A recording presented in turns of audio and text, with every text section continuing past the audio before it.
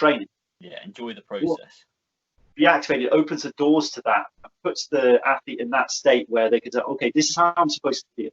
This is the benefits of I should be in this relaxed, positive state. And then they can go about what's stopping me from actually being in that positive state. What in my life is stopping me? What thought structures are doing it? And then they can use the breathing and the activations to get back into that state. But yeah, it's growing. It takes time.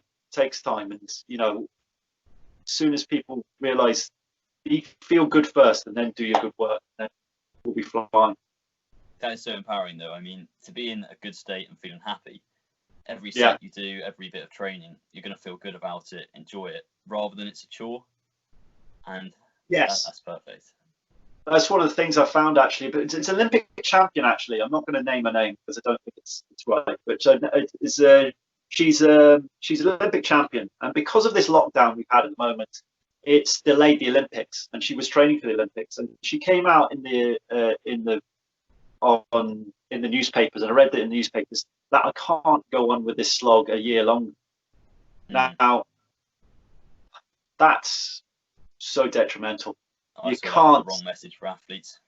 Yeah, that you can't. And unfortunately for Olympians, because they're funded, they have that pressure of I've got to make this fund work for me, and they'll train.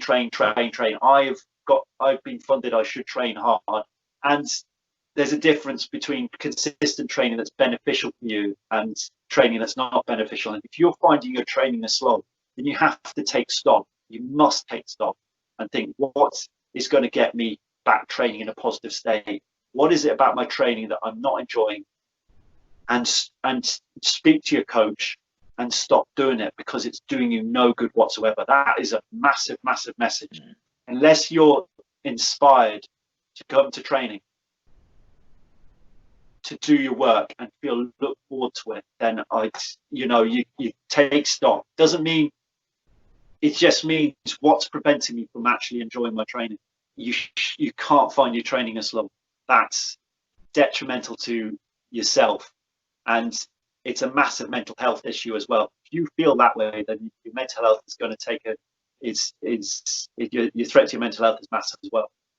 You've got to have a good reason why you're turning up for your training, and you've got to have inspired to turn up for your training. And that's one thing that we have as a group. In our group, we've got people going home raving about training sessions. Yeah, and we've got a brilliant group. We've all got a love for the sport. And that's what it's supposed to be. We have a laugh, we have a joke, hugely important. And we find it important, as myself and my dad, we find it important to harness that positive, fun atmosphere, because that's what it's got to be. You can't, you need to take stock, just locate if you find a slog, I say again, find out what's preventing you from enjoying the sessions and change it. And hopefully this Olympic champion, this former Olympic champion as well, hopefully she'll realize where she's going wrong